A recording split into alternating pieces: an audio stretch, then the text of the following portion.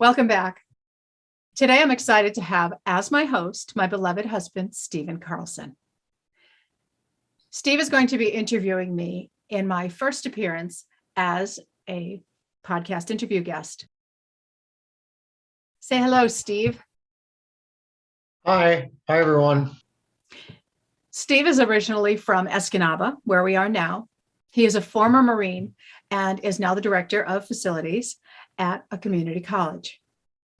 He is also an amazing husband and father, and he has been a very patient spouse of an artist who has been building an online course for 2 long years around work and family. It's been a wild ride, and I am very grateful. So I thought it fitting that Steve be the one to interview me about the obstacles artists face and my new online course to tackle those challenges. Take it away, Steve. Well, in addition to being a great artist, Caroline is also a wonderful wife and mother. So I am very fortunate, and let's get this started. Caroline, welcome to the podcast. I know you're used to being the one asking the questions, so please tell our listeners a little bit about your background and what you're up to these days. All right. So most of my listeners know I am a fine artist focusing on figurative and portraiture in oils. I'm also, I've been freelancing since high school in illustration and airbrush originally in my high school days and then in college as well. I started out in a double major for fine art and zoology. And I spent 2 years up at the campus at UMass Amherst and moved into full-time fine art as a major in my 3rd year of college. So I graduated with a degree in visual art and art history. After college, I spent a year painting and showing my work in Soho in New York City and deciding what my next move was going to be for my career. Computers were just transitioning from DOS to Windows at that time, and I wanted some tech training. So I moved out to New Jersey. I spent a year in a comic book school studying graphic design and illustration at the Joe Kubert School. Then I got some technical training in graphic design, and I've kept up with tech ever since. And I began my career in marketing firms in New Jersey before moving to California, where I met Steve. I jumped into web design in the early years, as soon as I was able to, really in the beginning years when web design just came out. And I got training from programmers. And that enabled me to freelance and work remotely when we had our kids. So I have worked in either a freelance capacity as an independent designer or in a corporate environment ever since. And I now work in video and audio as well. So I've gotten into multimedia. 5 years ago, I fell in love with podcasting, and now I run a small marketing firm of my own. And I split my time between painting, podcasting, and working remotely part-time for a few digital clients. Your upcoming course is called the Portrait Code. What is a Portrait Code all about? Okay, so the Portrait Code is a mindset built around 3 principles. The more students I began to teach, the more I realized that students get stuck on similar problems over and over again. And some of those problems are technical, and some of them have to do with mindset and confidence. A lot of it is confidence. They're afraid. They're afraid for so many different reasons, and it affects different students in different ways. But specifically around portraiture, I noticed certain fears cropping up again and again. So the Portrait Code, it's the combination of these 3 principles. Principle number 1 is painting portraits is no different than painting anything else. You're not painting a person, you're painting the way light reflects off of the subject. In this case, the subject just happens to have eyes and is often staring back at you, but try not to think about all that. The truth is that painting portraits, the approach to painting portraits really is no different than painting anything else. Now, principle 2 of the Portrait Code is persistence is more important than talent. I think we've all met really talented people, people who are born with the talent gene, whatever that is, and they don't do anything with it. They either take it for granted or they are tripped up by their own fears and insecurities, or they feel like the expectations of them are so huge that they're afraid to really step out there and take chances because people already assume they're going to be amazing. So for whatever reason, if they don't use the talent that they were born with, they're not going to get very far. And then most of us have seen people who have maybe less talent technically from the start, but they apply themselves and they bust it and they work and they continually work to improve and study to get better. And those people go very, very far. So it's all going to come down to your mindset and your mindset around your ability to improve. Carol Dweck wrote an amazing book about the growth mindset. And this is the principle I'm talking about, the idea that we're all capable of learning more and improving no matter where we started from. So that's principle 2, persistence trumps talent any day of the week. Now, principle 3 is if you did it once, you can do it again. This one's important because I've seen students, even when they're successful, I've watched students completely shut themselves down with the old, oh, that was just a fluke, or it was a one-off, and they think it was some magical talent fairy that landed on their head that day. And then they don't seem to feel that they can replicate that. And they psych themselves out of repeating the process, looking at objectively what it was that made them successful and doing the same thing again. I think you and I, Steve, are talking about this, the whole wash, rinse, repeat. They trip themselves up and they think, oh, it was just once and I should just leave it at that because if I push it, I'll fall on my face and prove that it was just a fluke. So it's kind of a self-sustaining prophecy. And I'm looking to bust out of that. I'm looking to get my students to truly believe through the way they approach their work, they show themselves over and over again. If you did it once, you can do it again.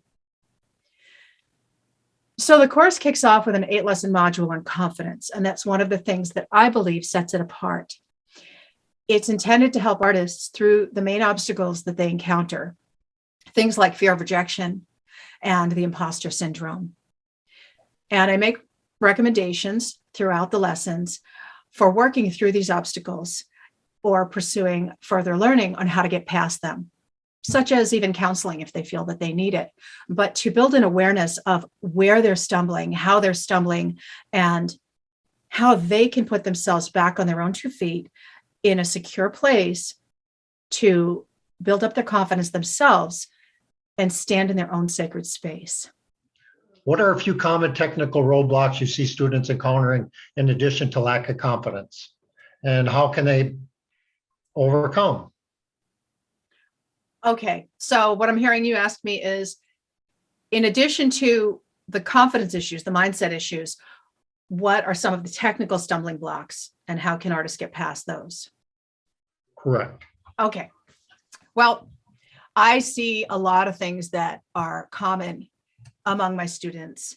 And a lot of them are mindset. I know you asked about technical issues, but I always, the most common mindset one that I think I hear is I'm afraid to start. So we talk about that in the course as well. But one of the common things I could tell you is fear of really getting definitive with their values. They make everything mud, and it's not intentional, but for one, they're overusing black. So that's another one. I have my students eliminate black from their palette for the most part in the beginning stages of getting comfortable painting portraits. And I believe in doing that as well. When you're starting out painting anything, I often start my students with a still life, but getting black out of the way after they've done the basic work of a value chart. I think practicing value ranges is really important. And I think that's a valid exercise to do. But when they start painting actual skin tones, I take black off of the palette unless it's used very, very sparingly and mixed into a skin tone mix. So that's one thing. A good way to combat the fear of working with those values, people are so timid and everything is all kind of the same, is a bold beginning. I encourage my students to have a bold start in the early stages of their paintings. And I'm not talking about being reckless and careless and just making a mess. I advocate making a mess, but it's for a different reason. I tell them to attack the portrait, mess it up so that they're no longer looking at this pristine white surface that's so scary to them. They're afraid to make a mark because the canvas is bouncing back at them and it's just this beautiful, pristine white surface. So I have them get messy to just mess that thing up and ruin that white surface from looking perfect, because we're not aiming for perfection. But aside from that, once they start actually working in the mechanics of the portrait, I have my students go ahead and work mindfully as to making decisions as they go for the value, the temperature, and the hue of what they're putting down, the actual color, as well as the chroma or intensity of what they're putting down on the canvas or panel, their support. So they're being mindful, they're thinking to themselves, they're asking questions. And after a while, this gets to be subconscious and automatic, looking at what you're painting, each section of the portrait, each section of the composition, whether it's the subject or it's the background or the chair or the clothing, and thinking, your mind is running through the questions kind of under the surface. What color is it? What value is it? Is it dark, medium, or light? On a scale of 10 values, is it closer to the middle value? Is it closer to the darkest or the lightest? Where does it fall? Then asking themselves about brightness. Is it bright like a red cherry? Or is it dull like the yellow in sand or the blue on a cloudy day? There's a blue-gray cloud overcast. That's not intense chroma. So I ask them periodically as they're looking at their paintings, run through the questions: intensity, value, color, and temperature. So that's another way to approach the issue of getting stuck in values, is just be bold. Ask yourself all those questions, not just values, but push it in the beginning. Make your beginnings bold, because that's the place to really push the portrait and explore the temperatures. I call it early ugly. So I'm telling them, push the pigments. If you see that your model has an undertone of greens, for instance, if they've got an olive skin tone or a warm skin tone that may have some green undertones, push those undertones in the early ugly stage, where you're actually painting maybe a green undertone mix right into the wet pigment of your skin tone on your subject. Now, you're not going to leave it really extreme, but pushing it in the beginning is helping you to really model the form. It's going to help you see better and give yourself a visual roadmap as the painting develops. Then you come in on top of those layers and you refine as you go, whether you're working wet on wet or you're letting it dry and coming back in with another layer of skin tones on top of it.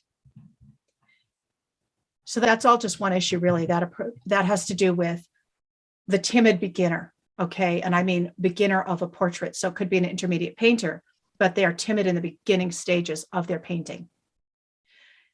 Doesn't matter if they're a beginner painter or an intermediate painter, but if they're timid at the start, that's where they're going to struggle. So I have them be bold when they know that they can cover it up. And it's okay. It's a safe place to play, be bold, be curious.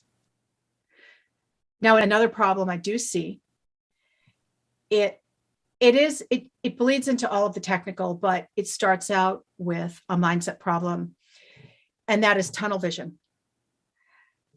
They start out in one direction and they start developing their painting, and they get to a certain point and it doesn't look right to them. And they've gotten so far in their mind, they're afraid to stop and assess and maybe change direction. And it, kind of reminds me of that movie, The Bird Box, with Sandra Bullock, where they're racing down this river with blindfolds on, right, in one direction. I feel like my students go off with these blinders on, and They are afraid to stop and change course if necessary. They're afraid to even look because they're afraid they'll see that they have to make a big change. So to combat that one, I teach my students ways to assess their paintings as they go, how to stay on track, and how to tell when they're getting off course. Maybe I should have named the course the Bird Box. So I think that one's taken. So I hope that answered a couple of your questions anyway. Yes, thank you very much. You're welcome. Okay, the next question I have is, why did you create the course and what makes it so special? Okay. Well, I created the course because I see similar roadblocks so often with my students. And, I wanted to go from the one-to-one model to the one-to-many model and help more students to get past these roadblocks that I believe are not just in my small community, but among many artists throughout the world. So the course to me is special because it's designed by an artist for artists. So it's not uncommon for art demonstration courses to be made by artists or participated in by artists in that they're giving a demonstration in front of an easel. But I've been frustrated in the past by a number of demonstrations that I've gone through myself, that I have gone through as a student, where the instructor is painting real time in front of an easel, and they are naturally absorbed in the activity of painting. You're learning by watching, but you only get the instruction every so often. Maybe every 10 minutes, the artist will mumble something about, oh, I'm darkening over here, or I'm going to pick up this color over here, or lighten a value. So because of that experience, I did my demo part of this course with a voiceover recording for instruction for every part of the video, so that if you're watching, you're learning. And I talked through it all the way. Some of the videos are sped up a little bit, and there's a reason for that. It's really so that you can get what you need to get from the video and see clearly what you need to see to get the concepts. I do slow it down when it needs to be real time. So the speed of the painting varies, but I don't believe that you need to watch me paint every minute of a 20-hour portrait to get the concepts that you need to learn. I personally didn't have the patience to watch myself paint 20 hours lifetime, and I was the one painting in the demonstration. So I don't expect my students to sit there and watch grass grow. I know it's interesting to watch people paint, but portraiture to the level of completion that I'm demonstrating, to me, needs to be done in a way that you are getting value for every minute of your life that you are spending watching that video. So that's a difference right there. I think that makes it very valuable. I also utilized swatches instead of just watching me mix the paint. Now, I do have a video of me mixing skin tone, which is a bonus video. But throughout the portrait demonstration, there is a running swatch palette that you will see that changes depending on what area of the portrait I'm painting. And that to me is unique, and I find it personally valuable for my students because it shows the different combinations of pigments that are used, say, for the skin tone or the clothing or the background or the eyes, so that they know what mixes were utilized to get those colors. And it also shows the colors that we used in the complementary mix to darken or dull the chroma of those colors that are being used. So you see the colors, and then below them, it says to darken or dull the chroma, and it shows you those swatches too.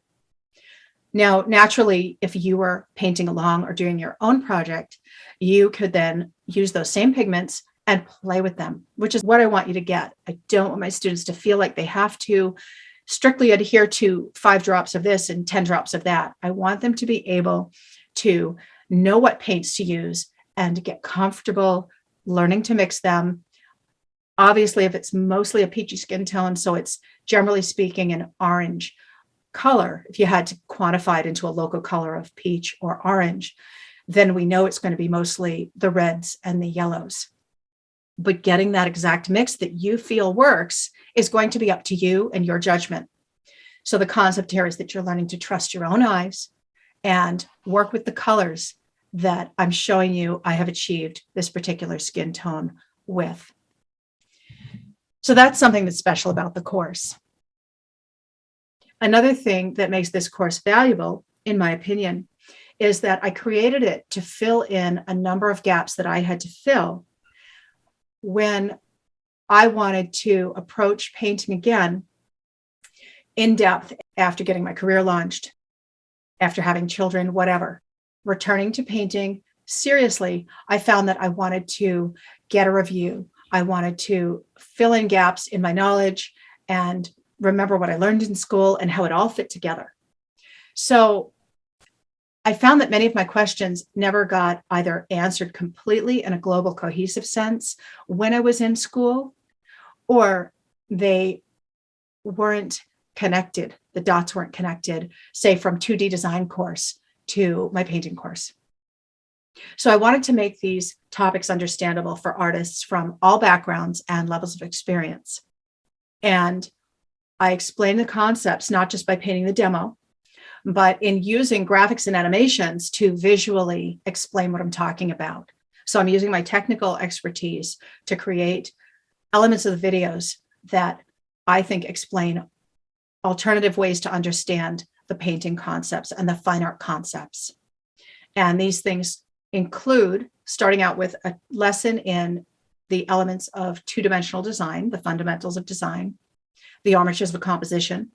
I relate both of these two first modules to art history, and I think that's important to tie that together. And then I go on to explain the fundamentals of perspective, anatomy, color theory, mixing skin tones that aren't muddy. These are all separate modules. And move on to a portrait demonstration. The course wraps up with a 26 video lesson portrait demonstration. So in addition to all of that, I wanted to be a cheerleader for my fellow artists, because I really do believe in my heart and soul that any artist can become a portrait painter. Even me? Well, Yeah, that's okay. Well, that sounds like a ton of information. What if I get stuck or if I want feedback? okay, well, students can message me in the comments section of the dashboard, and that's what I love about the platform I'm using. I am using it in the Teachable platform. I'll probably also have a closed Facebook group where students can communicate with each other and with me. And I'll be polling my students in the free webinars this week. We're kicking off the course launch with 3 free webinars. And I plan to ask them if they are interested in a weekly Zoom critique call for 6 weeks. So it depends on what students want to do. Some students might be too shy or feel that's too time pressured. But if students want to submit paintings, we can go through some paintings, that any paintings they're willing to have critiqued in the group call and talk about them. So that's another way that they'll be able to get support. So if you're interested, hop on one of the free webinars coming up at the end of the week and let me know that that's something that you would like. Sounds great. Can I take the course if I'm a beginner painter? You sure can. Yeah. In fact, I think painters who are just starting out, I think they might have an easier time with it because they're developing their approach and they don't have to unlearn a lot of bad habits.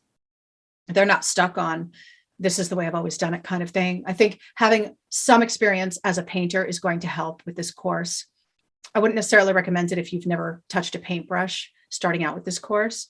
But once you have a little bit of experience using the paintbrush and moving the paint around, even if it's acrylics, then I think the course is very valuable. It's also valuable to intermediate painters who maybe have experience either painting portraits, but they have areas where they struggle, or for experienced painters who want to attempt portraiture, but they are afraid. So yes, beginner, intermediate painters, absolutely. And Steve, you know what? You can benefit from it too, The only thing that it really requires is a willingness to do the work, to go through the exercises and work towards those goals with the mindset that you are capable of learning the skills. Thank you. You're welcome. Okay, is there anyone that this course is not for? Well, if you're already an experienced portrait painter, you probably don't need this course, but that depends. Again, if you have areas where you struggle, and if you keep stumbling, if you're doing well with portraiture, but you keep stumbling on the mindset piece, then yeah, you might learn something from it as far as ways to kind of disengage from that fear cycle. But other than that, I believe it has something to offer every painter who wants to paint portraits. And again, the first 8 modules will benefit painters of other subjects. Though I don't cover plein air specifically, for example, that I think does include some realms. If somebody wants plein air, that specifically talk about painting outdoors without using photo reference in large part. So that's an example of something that's not covered in the course. The principles I teach in the first 7 modules will benefit painters in any subjects. So it's good to know that. Now, as for portraiture, if you're a watercolor artist, but have not painted in acrylics or oils, you can learn from this course, but you will need to switch your brain from the watercolor approach to the more additive approach for layering on oils and acrylics. The painting demonstration is from an oil painter's perspective. So the pigments that I'm talking about mixing are from my personal experience of mixing them in oils. I do believe you can transition if you're an acrylic painter, and you might be able to use the same colors as an acrylic painter, because we're talking about the approach to creating shape and form and all of the buildup to that, the fundamentals of design and composition. But the course is created from the perspective of an oil painter. So yes, a lot of different people can benefit from this course. Great. What is the time commitment if I wanted to take this course? Do I have to sit for several hours of the course? Okay, that's a good question. The course does span several hours, but the lessons are intentionally broken into small bites for easy consumption. So I think the longest video is under 30 minutes. It's probably around 20 minutes, but most of them are in the 5 to 10 minute range. So it's made to jump in for a quick bite whenever you have time. And the lessons and the modules are designed to build on each other. So you don't have to go in order, but if you want to go from start to finish, they do build upon each other to make it easier to understand all of the concepts. Awesome. Yeah. Is it expensive? It's not actually. I know my business advisor would slap me on this one, but I wanted it to be accessible for people who buy online painting demonstration courses. And so I kept it in that range, even though it's underpriced for a masterclass of this depth. It's important to me to get it out in front of people. There's also an option to buy it over 4 payments, because I think it's important, again, to have options and to make it accessible to as many students as possible. Okay. Let's say I purchase this course. Can I jump around if I want to focus on a particular area first? Yes, I realize that some artists may feel they've got a specific area down and want to focus on a different area. So I'm releasing the entire course at once without requiring you to go through it in order. You'd be able to jump around wherever you feel the need, and whatever you want to look at on that particular day, you can pick and choose what you'd like to study. How can students find this course? The course right now, everything is going through passionatepainteracademy.com. And I will put that in the show notes for you, so you don't have to write it down if you're driving or working out. But that's passionatepainteracademy.com. That's where you'll be able to go and register for the webinar. But I'll also make a link available for people who just want to go straight to the course page. Once the shopping cart is open, they'll be able to go straight to the course if they don't want to go through the webinar or they don't have time. Okay. You're doing great. All right. Okay. Thank you for coming on the podcast. Please wrap up with your best advice for artists who are serious about making a living through their art. Okay, so I'm going to answer this for those artists and the artists who specifically want to paint portraits. I recommend you live by the portrait code. Painting portraits is no different than painting anything else. And for that matter, if you're not a portrait painter, painting anything else is no different than painting anything else. In other words, please try not to intimidate yourself by thinking about the thing you're painting. This is why sometimes I have my students flip their subjects over. You know, if it's not a model, I would get really pissed off. But look at your reference upside down.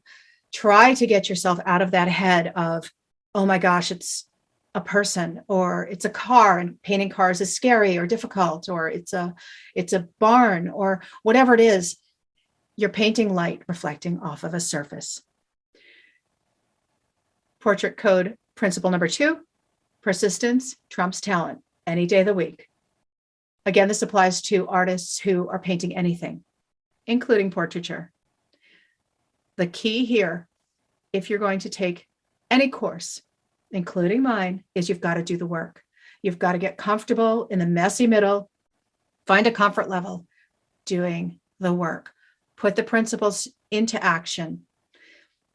It's not enough to buy a course, whether it's mine or someone else's. You've got to walk through the steps. You've got to walk through that messy middle and know that you're not alone and that I'm here to cheer you on. And principle number 3, if you did it once, you can do it again. It is not a fluke. It's not a one-off. Trust me, it's a universal principle. If you apply a systematic approach, I'm not talking about paint by numbers here. I'm talking about a mindset, knowing that you can and will succeed, expecting success. I'm talking about having a structured approach and a solid foundation underneath you.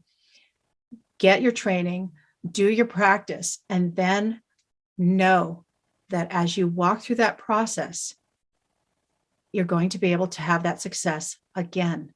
You need to learn to trust yourself. And part of that comes from learning to enjoy the process. If you learn to enjoy the process, that's going to become your reward. That is truly going to be the thing that's going to pull you back to your studio time and time again. It's going to be that enjoyment of being in your happy place. And your success as an artist really is a byproduct. It's an afterthought, maybe not to your buyers, but for you, the thing that you need to keep you going, that's going to give you that momentum time and time again and move you forward, is that satisfaction and the enjoyment of doing the thing you love and enjoying the process. You know, they say that you can't feel fear and love at the same time. And I think playfulness and curiosity are tied to self-love and the ability to laugh at yourself. If you take on your creative pursuits, whether it's portraiture or not, with playfulness and curiosity, you'll go a long way towards banishing fear from your life and towards becoming the most incredible artist that you can be.